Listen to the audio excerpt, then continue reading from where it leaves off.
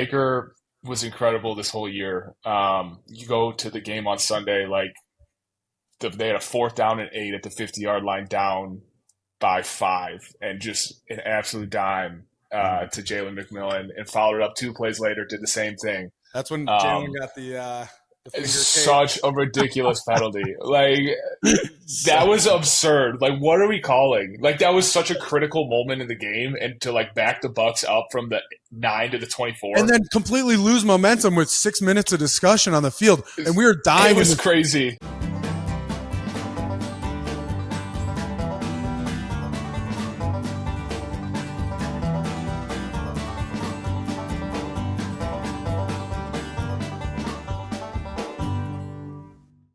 Fellas, we're back. Beau, it was Black Monday at the Greenlight Podcast. Back. Yeah, Black Monday. I got fired from the pod, so we got a renegade pod here. Nolan, Cowboy, and I we're just recording some premium content for everybody.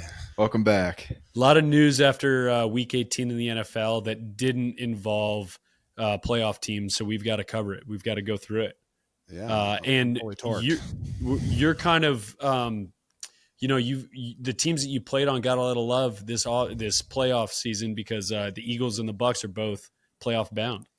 I know, I'm stoked about it. So we're going to be joined later by my good buddy, former Bucs teammate Cam Brate. So we'll talk the Bucs and their game last week, and some Mike Evans stuff, and then some other shit. But then also, I'm actually going up to Philly to check out the Birds in person when they play the Packers the first round of the playoffs. So I'm pretty stoked about that, boys. It'll feel good to be back at the link. Yeah. Will you be tailgating, Beau? You're gonna be out in the Dude, scene, I picked a bad time to do dry January. I'll be tailgating, do a little California sober thing. So we'll see how that goes. But I'll be tailgating. I'm gonna eat some shitty tailgate food. No garage beer for me at the link, but it'll be a good time. Hang out with some teammates, former teammates, hopefully catch up with the busiest man in the world, Kelsey. I'm getting sick of fucking seeing him in my on ads and shit. I want to try to hang out with him in person, and then obviously watch the Birds. So I'm pretty excited, man. Kelsey's got a late night show now. Are you gonna make an appearance? Yeah, I might go check that out as well. So he's got a lot of irons in the fire, man. No wonder he can't call me back. Guy's a little busy. How many games have you gone to as a fan post playing career? Dude, I've only gone to a handful. I usually try to go out to a Badger game once a year. So we all went and watched the Badgers get whooped up on by Alabama earlier this season. Not the best showing for the Badgers. And then I think I've gone to 2 or 3 Eagles games. I went to one with Chris. You're a captain, right? You're an honorary captain. An honorary captain, yeah. Actually, last year when the Cardinals came in and beat the Eagles at the link. Tough end of the year for the Birds, but it was brutal. It was kind of the start of the slide. It might have been my fault, honestly. Like, shitty honorary captain. I didn't get the boys right. I didn't get them ready to play.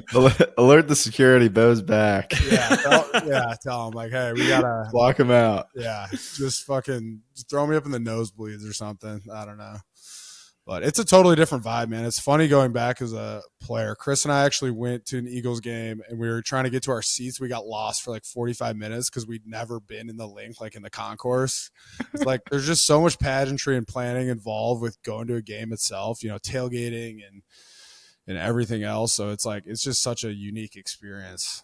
Was that overwhelming, just walking the concourse, seeing fans like walking around with 6 beers and popcorn and yelling at each other? You just don't realize how stoked everybody is. Like, you can hear the crowd and stuff, obviously, and everyone's going crazy, but you just don't see behind the scenes, when you're on the field. So it's fun to just be a casual fan. I'm excited to just check out the game, man. Like, I'm excited to watch football outside.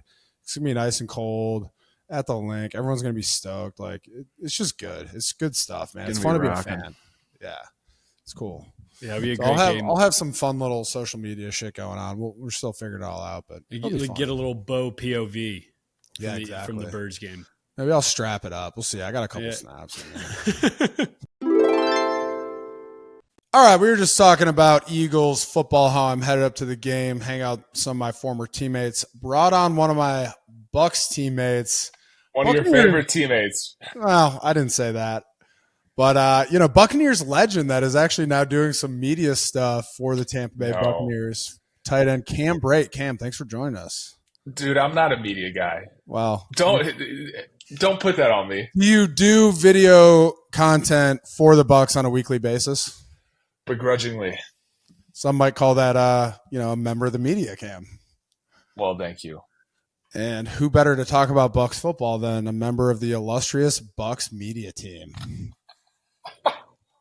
Thank you for having me. All right, yeah. So let's just get right into it. Buck, I want to talk about that game last week, Cam. How cool is it, like, to see Mike get that record? Because I played with him. You played with him for longer than me, but such an unbelievable player and such a good dude. I didn't think he was going to get it, and then I actually kind of got a little chills just watching him celebrate at the end of that, and then like coming to the locker room, everyone was going crazy. He got the record. Like, what's that mean? Were you surprised that they threw that at the end of the game? Also. I mean, yeah, dude. Like Todd is pretty conservative. Crazier things have happened. Like you're up, it's a one possession game. You're at your own 30. Yeah. It's just a crazy like series of events to have it happen, and to like have it happen that way made it like so much cooler than if he caught like a 10-yard curl in the third quarter. Yeah. Like the build up and for it to not look like it was going to happen. Final seconds. I know. I was watching the game, obviously, as a member of the Bucs media team. It's part of my job. And, dude, in my head, I was like, I hope they give up a touchdown and a 2-point conversion. I hope this goes OT. Obviously hoping the Bucs would win. But for Mike to get it, right? For Mike to get it, man. Mike is such an unbelievable guy, unbelievable player. And that was truly the happiest I've ever seen Mike. Like the most outward like display of expression like he's ever had. So you can obviously tell how much that meant to him. It was awesome. It was so cool to watch. And I respect like Liam Coen. They didn't even come out. Like I thought maybe they'd do a fake kneel and hit him on like a 6-yard, that would have been amazing. Right? So in 2020, week 17, we were playing Atlanta. We were up by like 4 touchdowns, and AB needed like 5 catches to get 250,000. And with like 3 minutes left, we were running pop passes, like where Tom would catch the ball and just pop it forward to AB. Yeah. The Falcons were so pissed. Like, dude, what are you guys doing? I'm sure AB has, invested that money pretty well. It's gone. He's such a reasonable guy. I'm sure he's taking good care of that. But just back to that play real quick. I was shocked. You think there was a little bit of, friendliness from the Saints on that? Like he had to catch it and convert it. You know what I mean? But like, it's no doubt. Mike's not a huge yak guy. Yeah. No, Beau, we're not going to say that. Mike earned it. No, I know he earned it. 100% earned it. I'm not getting it. It wasn't like a Brett Favre, Mike Strahan situation. That's kind of what I was saying. Yeah. No, we got to give it to Mike. But it was really funny because like the whole fourth quarter, it wasn't just that play, but there was a few times where like you would not call a pass play. Right. And the Bucs were calling pass plays to try to get it. But it was hard because like it was a 1-point game till 3 minutes left. No, I know. But they were pretty aggressive with their play calling to get Mike that record. Well, that's what's so interesting is like the Bucs started so slow in that game against the Saints. I was kind of shocked with how long it took them to get going, and then they finally did. I think a big part of it was Mike, and then to end on such an emotional high, I feel like that's a really good way to kind of, forget about how slow, the Bucs started and kind of end on a high note and roll into the playoffs like with positive vibes. Totally, like as opposed to like barely beating the Saints, who honestly were so bad down the stretch. Like, and it was a must-win game for the Bucs. Like, dude, that's hard though. Like the Bucs had everything to lose. Like you could tell they were pretty tight in the first half, but Saints were like you said, like dude, that's like such a like totally forget about the first half after that. It's all about Mike. It's all about securing the win. So yeah, cool. And so I want to continue to talk about Mike. Continue to talk about the Bucs. Obviously a big matchup coming in with the Commies. We'll get into that in a little bit. But you mentioned how Mike, like he's not he's an emotional guy, right? But not necessarily like happiness, outward emotion. A lot of the emotion. Mike's main emotion is anger. Yes. Like You see anger that and chill. in Like sometimes yeah, you see Mike's anger in on the field, especially when he's lined up with Marshawn Lattimore. How many times have you yeah. seen those two go at it? It's literally the entire game they play. Like Yes. when they go against each other, it's like obviously everyone knows like the few actual fights, but it's truly every single play, the entire game. Like Mike is preparing when he plays Marshawn, like 50% for a football game, 50% for a fight. Um, like I'm pretty sure he's in his locker watching boxing highlights before the game. Watching WWE. Yeah, just getting ready.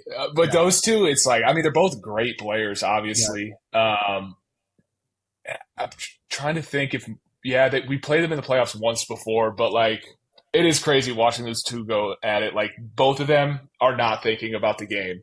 Right. Like they are thinking about winning that rep and like embarrassing the other person. It's the game So within the that would be game, fun to watch. Jim. Yeah, Yeah. 100%.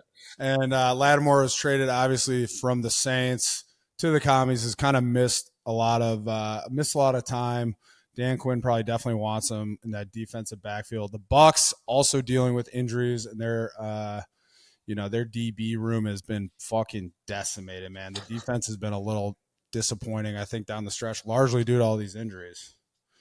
It'll be Yeah, their DB situation's not ideal. I think they are getting a couple guys back this week. I mean, the offense for the Bucs this year has performed like so wildly beyond expectations.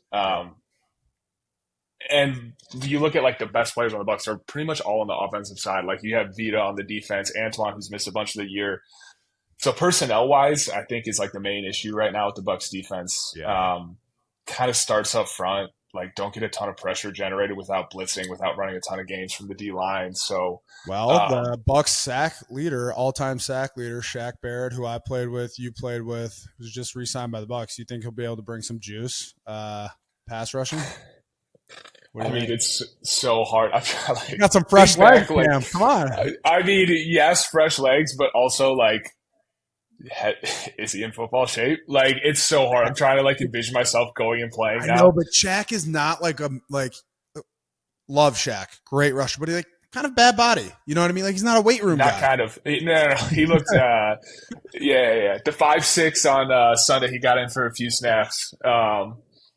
It looks like retirement was treating him pretty well there for a while. He just had to knock the rust off a little bit against the totally. But the nice thing about that position is like you put him in on key third downs. Like he's so smart. He never was like winning off pure athleticism. Like he was very technically sound, had a bunch of moves to the bag. Great counter. Great feel. So like anything that the Bucs can do to get a little bit of pressure on Jayden will help. So I love the signing. Like it can't hurt.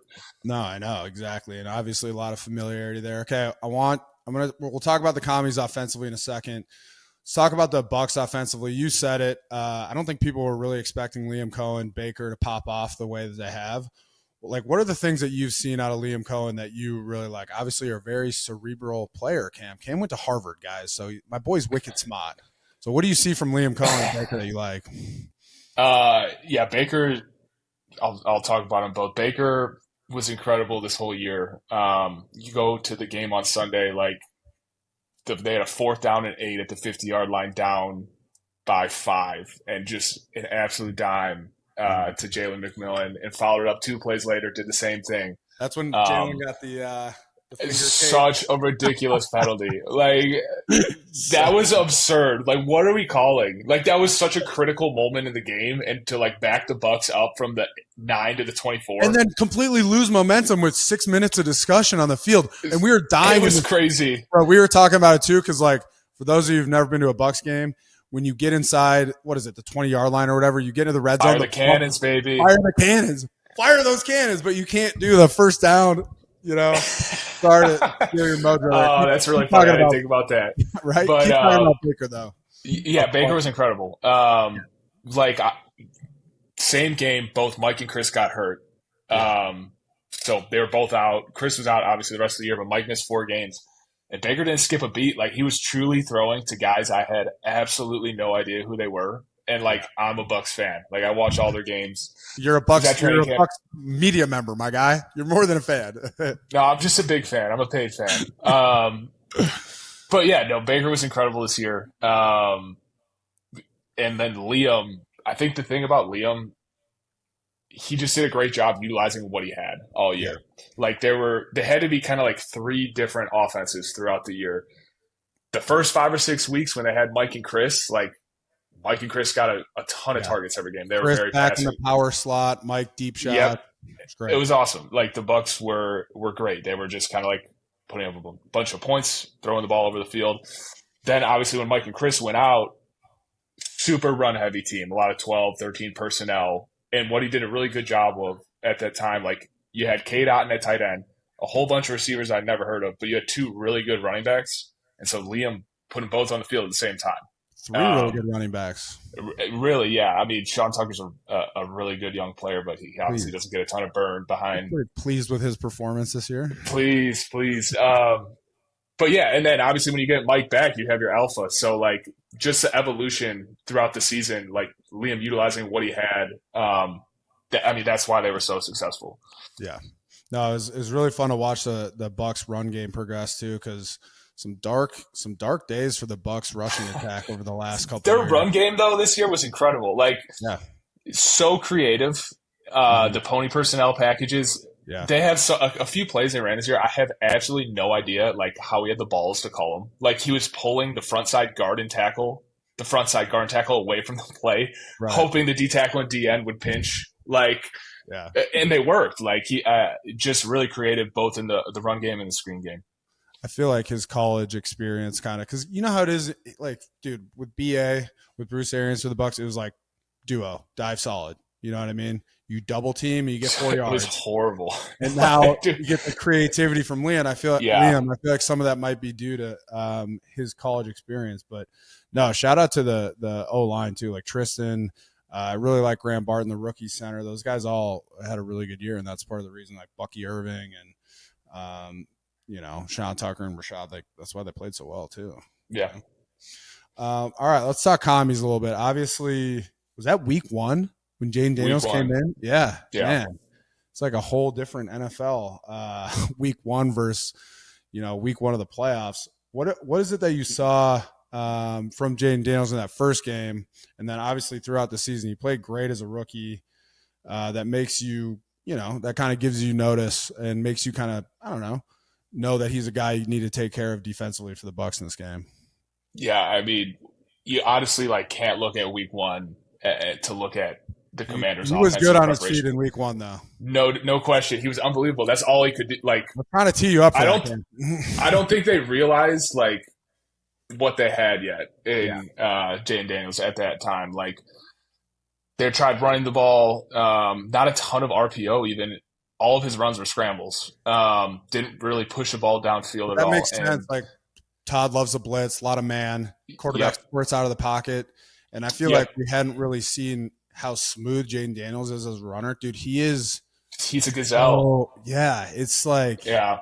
And so that's a major concern. Like, the Commanders aren't a good running team. They have good stats because Jayden Daniels is an awesome scrambler. So they definitely are able to trust him a lot more now. Like, he's not only a good scrambler, but he's an accurate passer in the pocket. So, their whole offense is all about obviously containing the quarterback. So a huge thing for the Bucs. We don't have the most athletic DNs, but you have to keep them in the pocket. So just whether it's slot pressure or QB spy, you have to keep them in the pocket. That's the key to this game for the Bucs. Yeah, curious to see if they make Levante spy him or. As a defensive lineman, I was on the field for every third down when I was playing for the Bucs. So, you got to have a good rush plan and you got to rush with your teammates to keep the quarterback in the pocket. Oh, man, this is going to be an exciting matchup. I want to give my boy Zach Ertz some love. He's been playing really well, especially at the end of the year for the Commies. I don't know if you saw Cam, but he scored, 2 touchdowns to hit a major incentive bonus. I think 2 weeks. Oh, good for him. Yeah, I'm sure he's hurting for cash. So I'm happy, he was able to do that. Talked a little about Liam Coen, how good he's been as an offensive coordinator in his first year with the Bucs. He's kind of been a name that's been mentioned for this coaching carousel.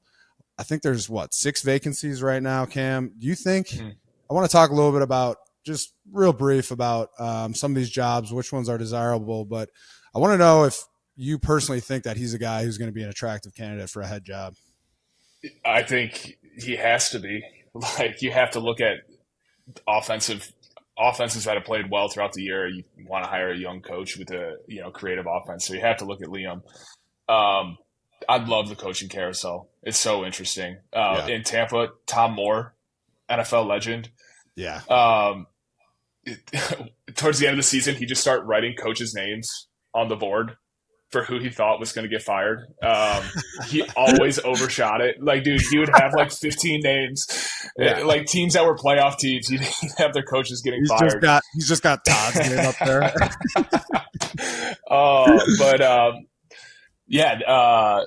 Liam definitely is a guy. Todd Monken in Baltimore. He's done a really good job with the Ravens the past couple of years. Very I just think experienced. it's hard. Like, teams want to go to the sexy. You know how there was this stretch. Todd's pretty sexy. Well, I didn't say he isn't. They want to go to the young, sexy. You know, there's this stretch of like Sean McVay, Matt LaFleur. the Kyle Shanahan. Dude, all those guys are pretty sexy. Yeah, I know, right? I don't know if I put Monken in that same category of sexy. Nah, he's up there with them. But if you're hiring a coach and you have a young quarterback, you have to hire an offensive coach. Agreed. Yeah. So you're talking about like the Bears or the Patriots. If you're the Bears, the Patriots, like, or the Raiders, who are presumably going to draft a young guy. Correct. Like, if you hire a defensive coach and you have a young quarterback, like, all of a sudden your offense starts to have success. Your OC's gone. You're starting over. Like, it sucks. Everyone's linking Vrabel to the job in New England, obviously, given his history there. But, like, if you're New England, I think that's a huge gamble. Right. Yeah. Well, they're trying to – I feel like there's a little bit of this essence of, trying to recapture the Patriot way a little bit. Hire Belichick back. Yeah, I know, right? Well, speaking of, he was just linked to your boy Tom and, Tom's limited ownership in the Raiders. And today I'm seeing all this shit about Bill going to Vegas. You think that'd be a good marriage or what? Probably not. So, no, I don't think that'd be a very good hire at this point. The but Patriots he's the best missed coach. on a lot of key free agent acquisitions, I mean, that's their problem. Like, they just targeted the wrong guys in free agency, I think, Okay, if you guys aren't clear, Cam's trying to take a personal shot at your boy who signed in New England on a nice little deal and then never played a single snap. Patriots legend, but you did a couple practice snaps. Yeah, a couple good ones. Talking about the Raiders, obviously they're looking for a head coach, but they need a lot of pieces on offense, chiefly a quarterback. They do have a really nice piece in rookie tight end Brock Bowers, who had like 120 catches this year, something like that. What do you love about his game, Cam?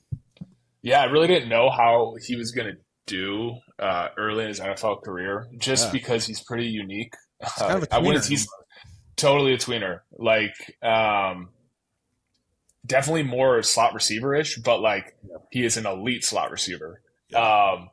He's like built like Puka, He is. He's a big slot receiver. Like, obviously, he's going to put his hand in the dirt because you can scheme up a ton of plays for that position if he does have some blocking reps. But, like, truly, like, an elite athlete. Running after the catch, like, super impressive. Like, his feel for the game as a rookie, like, he slid in week 1 and was unbelievable. They didn't really have a ton of guys to throw the ball to, so he kind of got, like, peppered with targets the entire year. Like 12 a game.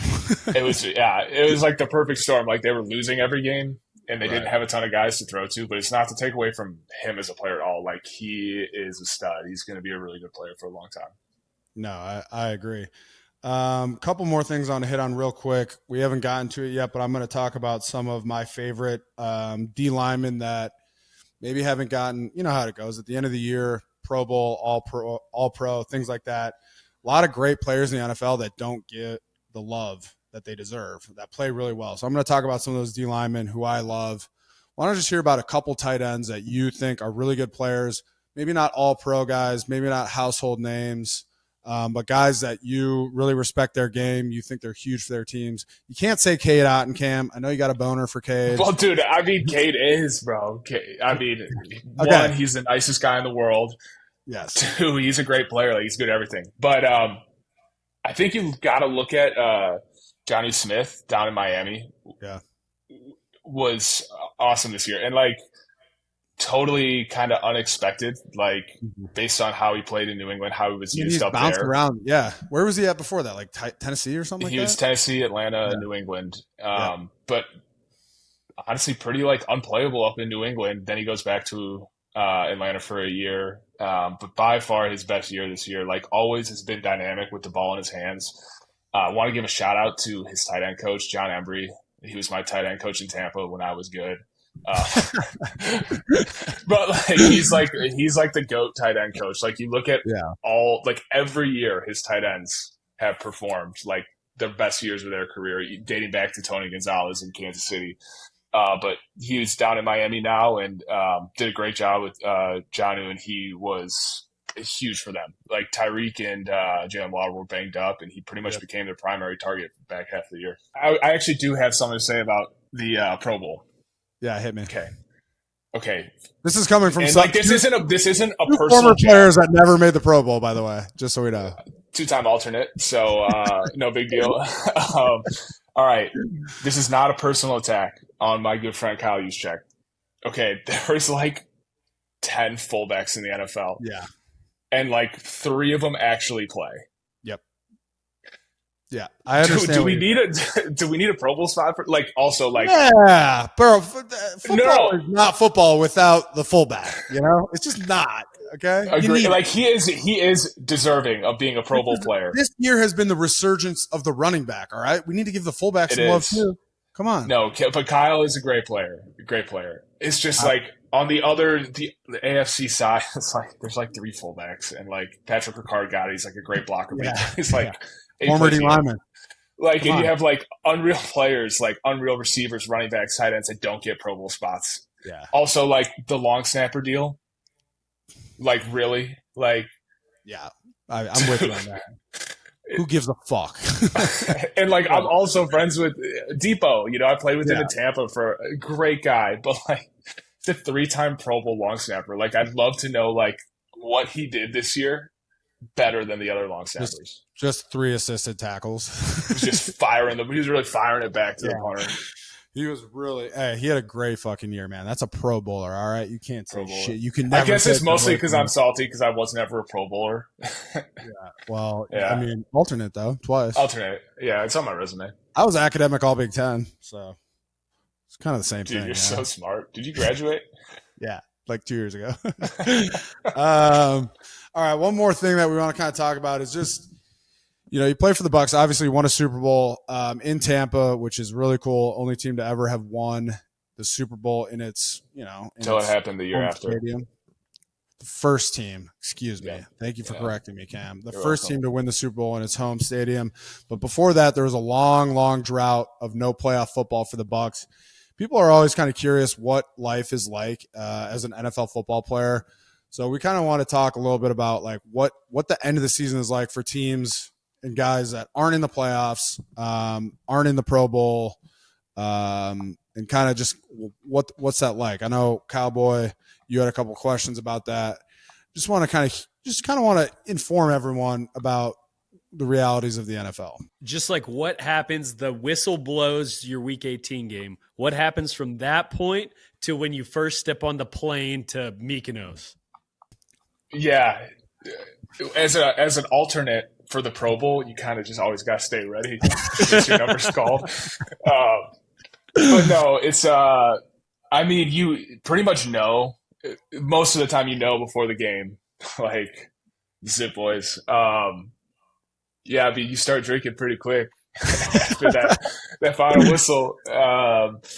Make up for some lost time in the social scene. One thing that we did, it is amazing though, like the finality of it. Like you play your last game, you go out that night, the next morning you're hungover, you go to the facility, and by 12 o'clock, like you are free. You meet with your position coach, like turn in your playbook, and you're done. And by 12 o'clock, there are lockers cleared out. Like guys who know that they're not going to be back, or guys are already getting released, and then you check your phone or whatever, and you see. I mean, it is very interesting because your entire life is consumed by football for months and months at a time, and then you just wake up and you're like, oh shit, like it's the off season. You know what I mean? Like Yeah, Fuck.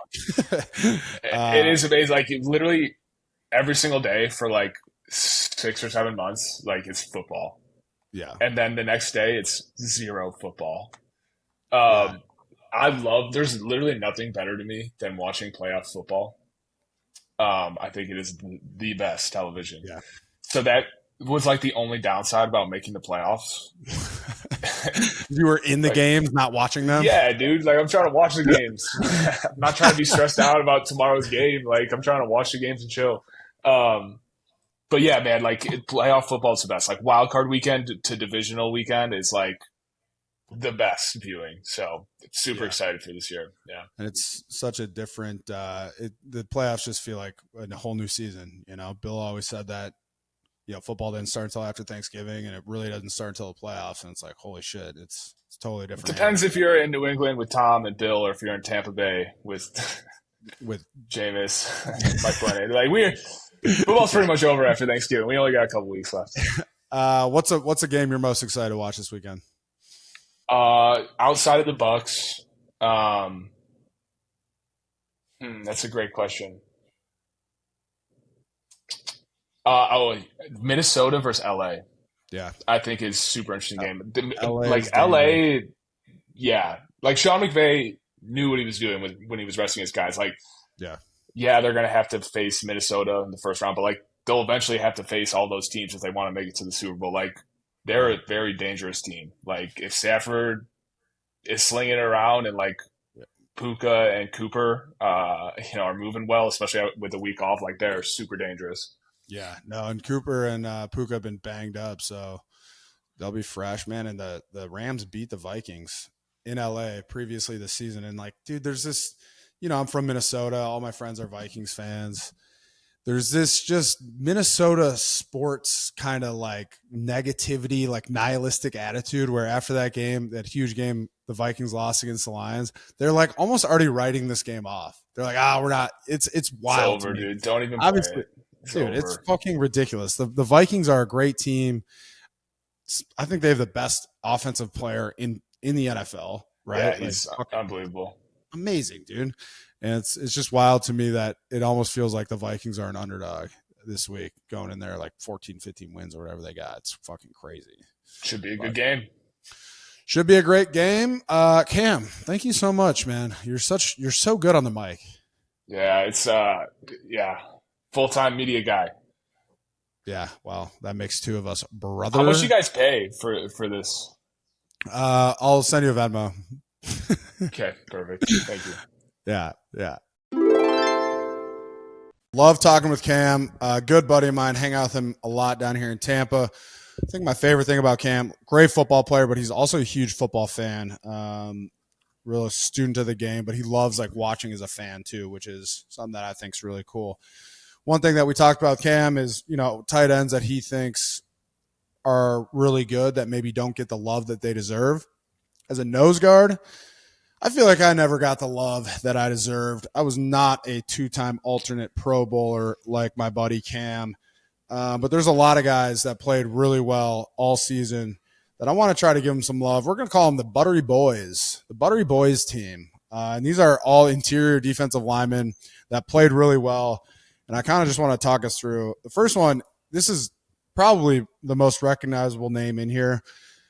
An absolute Pro Bowl snub, in my opinion. Leonard Williams had an unbelievable year for the Seahawks. I mean, Nolan, we talked about it a couple weeks ago. He had that pick six. I feel like he was really, really disruptive. I remember, he's been in the league for like 10 years now, but for him to not make the Pro Bowl, I thought was a little perplexing for how dominant he was at times.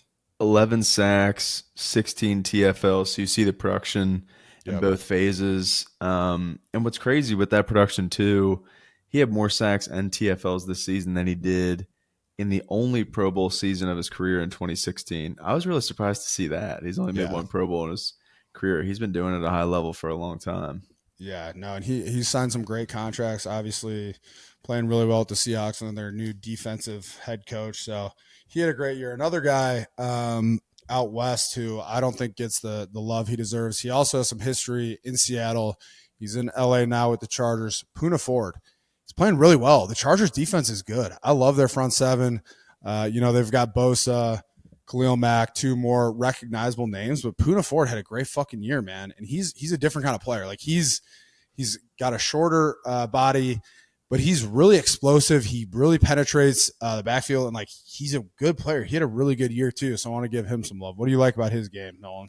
Yeah. You mentioned the great stuff he did in Seattle before, and that was kind of interesting. Last season in 23 with Buffalo, he was kind of a big signing for them, and just kind of a down year, for whatever the reasons were. So to see him bounce back in LA, like you said, super, super disruptive. Like you see, especially the negatives, ATFLs. He uses that kind of natural leverage advantage he has. He's listed at 5'11", but kind of uses that to his advantage. So really cool to see him bounce back this year, and he's kind of become like a key cog in what was a great defense. They have a really good defense. Yeah, and I was thinking about what you said about his role in Buffalo. I think part of that might be, they have Ed Oliver. They've got Daquan Jones, who I think is a very underrated player as well. Right. And then also Jordan Phillips. So it's good to see him get a lot more clock and play well for the Chargers. Moving on, a couple other guys I want to give some love to. Zach Sealer for the Dolphins. Really productive player. I feel like he's a guy that should be a household name. People in Miami are definitely familiar with him. He had double-digit sacks, I think, right? So, like, he had a great year. Really, I think he had multiple games with multiple sacks. Really good player. He's a buttery player. Yeah, can you, like, with him too, Beau, like 2 years in a row with double-digit sacks, can you kind of speak to, like, these guys in the interior? I think fans generally maybe don't appreciate enough how much harder it is to rush from the interior as opposed to from an edge alignment. Like, yeah, I mean, when you're on the edge, there's a lot of things that they can do. They can chip you with tight ends. They can chip you with running backs out of the backfield. But other than that, like, you kind of have a one-on-one matchup, right? So, like, that you're rushing the edge. You're rushing the right tackle. You're rushing the left tackle. When you're a three technique, you can get a clean inside win, and then you have the center sliding to you. You can just – when you're on the inside, you don't have as much time to have a really well-crafted rush plan. And then also, like, guys who study the game, if you're game planning for a certain opponent, you can get a really good idea of where they like to slide. And if you're a premier guy on the inside, they're going to slide to you. I remember talking with Kelsey about how when the Eagles played Aaron Donald and the Rams, they slid to him literally every fucking rep. Like, they double team him every fucking rep. So it's just a lack of space and often not a pure one-on-one rep on the inside. And then if you're a nose guard on the inside, like if you're shade, which means you're offset, tilted on the center, like a lot of the times you are dealing with the center and the guard. So you're getting, whether it's guard half hand help as they drag set out to kind of protect their B gap against a blitzer and inside move for the end, like you still are rushing, 1+ guys, and there's not a lot of space in there to hit moves. So a lot of your moves on the inside start with power. That's kind of what I did. But, the big sack guys obviously have more moves in their arsenal. So it's hard to get sacks inside. Talked about Aaron Donald and how good he was. Obviously, he's retired. He's the kind of player who's once, a generational talent, not to be replicated ever. However, want to give some love to a rookie, Braden Fisk, out of Florida State. He's playing really well. He has 8.5 sacks right now. The Rams are in the playoffs. Aaron Donald had 9 his rookie year. So, keep that in mind. So I want to give some love. Like I said, gave some love to these guys, Poona Ford, Leonard Williams, Sealer. I want to give rookies some love too. Braden Fisk, I think, was the best interior defensive lineman as a rookie. And then also Tavondre Sweat from the Titans. He's a big boy. I remember we did a breakdown on him back in the day coming out, and he's like 365 pounds. It's compared a lot to – I think he reminds me a lot of Vita, actually. So he had a really productive year for the Titans too.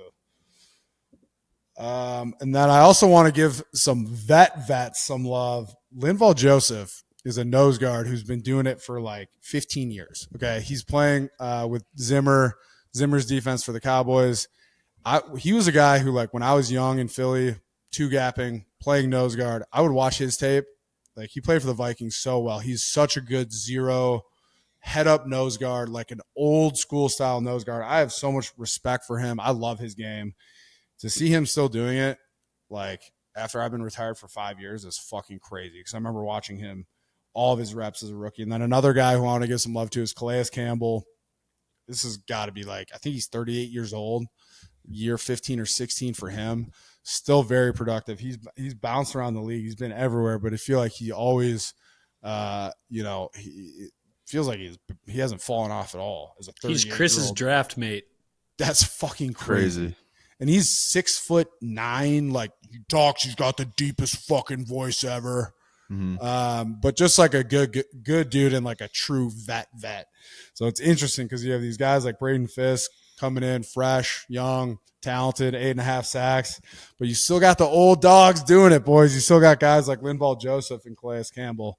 So I love to see it. And I want to give some love to some of my Badgers. I'm a proud Badger. Had a lot of Badgers playing. There's been a lot of really good Badger linebacker play. This segment is kind of centered around interior guys, but Andrew Van Ginkel for the Vikings has been so productive. He reminds me of Zach Bond, another Badger. But Van Gink, met him, talked to him this summer when we were up in Minnesota interviewing Vikings guys, and I don't think anyone in Minnesota is expecting him to be as productive as he has. He's been a great versatile piece for Brian Flores. Blitz him, drop him, rush him off the edge, sometimes put him in man coverage on on a running back. But he's a really good player. What's that? They did him wrong on that. They did him wrong on that, dude. no win. There's a zero blitz on Jahmyr Gibbs, and he runs like an arrow route, and he's got a man. It's like you're in like the high red zone. Like, what the fuck are you gonna do? Van Ginkel, I think, has not got enough love. I think if he's able to catch that pick six against the Lions, I think he's in the conversation for defensive MVP. So want to give him some love. And then another Badger in his second year for the Steelers, Keanu Benton, has had a really good year. It's fun to watch kind of the jump that young players make from their rookie year to their second year. And I think Keanu Benton is a prime example of that.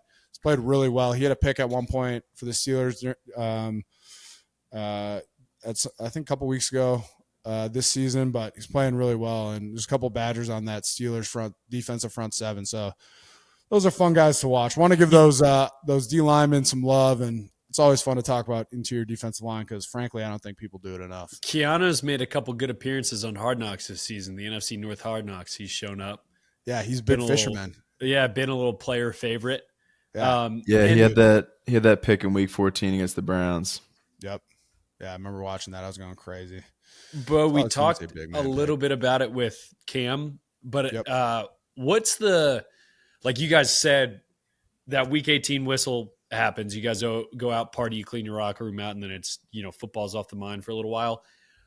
When do you hear, and maybe you never went through this as a player, but like coaching firings, as a player you hear, or GM firings. Yeah. You're coming back to the team next year, you're still contracted, but it's going to be a coaching search. How do you kind of tackle that as a player who, is entering the off season? Yeah, I mean, I'm trying to think. So the only situation where that would have come up with me is in 2018 when I signed in free agency with the Bucs. Our staff got fired like halfway through the year. So our defensive coordinator got fired, I think after like 4 games. Dirk Cutter, our head coach at the time, got fired after I think halfway through the year. And it's like at that point, it's a very interesting situation because they're going to clean house. If you're a guy who's if you're a guy who's in a contract that's, the team can get rid of, or, like you just never really know what's going to happen in that situation. Like you can get traded, you can get cut. They're going to bring in a whole new staff, and maybe it's a scheme that you're not a good fit for, and you need to kind of prove yourself all over again. So I never went through that in the immediate off season. I went through that kind of during the course of the season, which was very interesting, but usually the way it's kind of developed, the way the NFL is developed, like you kind of learn shit through the grapevine, which is crazy. Like they're not holding, there's not like a mass group chat where they send out like, hey, we're going to hire, Mike Vrabel. Like you learn from your buddies who are like, hey, this guy told me that they're interviewing Ben Johnson or whatever, or you see some shit on Twitter, or, your mom texts you about something she saw on ESPN. It's a really interesting thing where you feel like you should be in the know, but you're not at all as a player. And so it's, as a football player, it's always, you hear people tell you all the time, like, control you can control. It's not something that you can control as a player. So you just kind of got to ride the wave and figure out what's going to happen along with everybody else. It's that happened.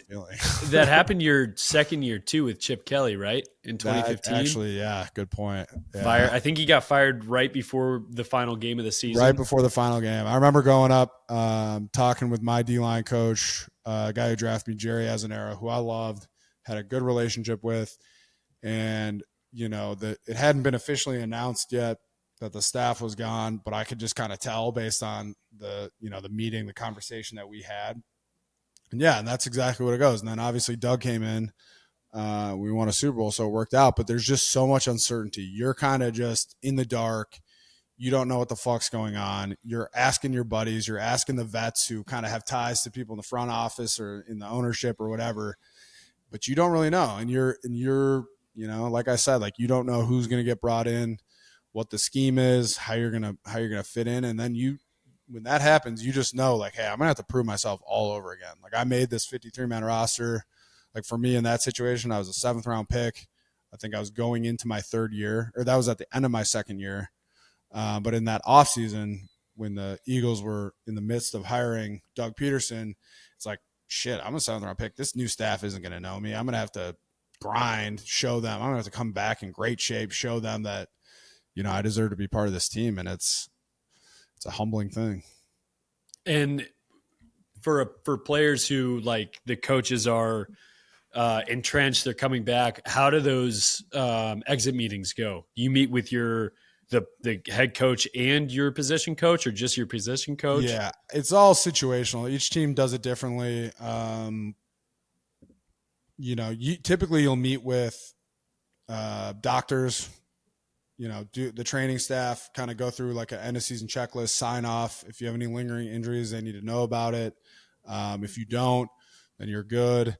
And then you'll kind of, it's like exit interviews. You meet with the doctors, you'll meet with the strength staff, and they'll give you, a workout. If you're a guy that's going to be back, if you're a guy who's a free agent, they don't give you shit. Like if you have a close relationship with the strength coach, you can talk to him and they can give you something. And then you'll typically meet with, I've had teams where I met with my position coach, which is my defensive line coach, and the defensive coordinator. There have been times, and then the head coach. There's also been times where I've just met with my position coach. Other times you meet, just with the head coach. So it really depends on the scheme, it really depends on the organization, how they do things. But typically, like, you'll kind of meet with the training staff, weight room staff, and then, your position coach, and then sometimes the head coach. But it's really, it's interesting. Like, I've had times where I was a free agent, I met with the head coach. I'm like, yeah, we'd love to have you back. Like, we'll be in touch with you and your agent. And then you don't hear shit from them and you sign somewhere else. So it's all, it's such a rapidly moving industry. You're just, as a player, sometimes you're just trying to keep up. Absolutely. But this week we got playoff football and we all get to keep up. Hell yeah. And this week I'm a fan, Cowboy. Yeah, fans. Go Broncos. Birds. Go Birds, go Bronx. Fuck yeah. Yeah, go Bucs. Can all three? Yeah, go Birds, go Bucs, go Bronx. Let's do a little parlay. How about that? Three wins this weekend. Money line, all of them. Let's go. Yeah.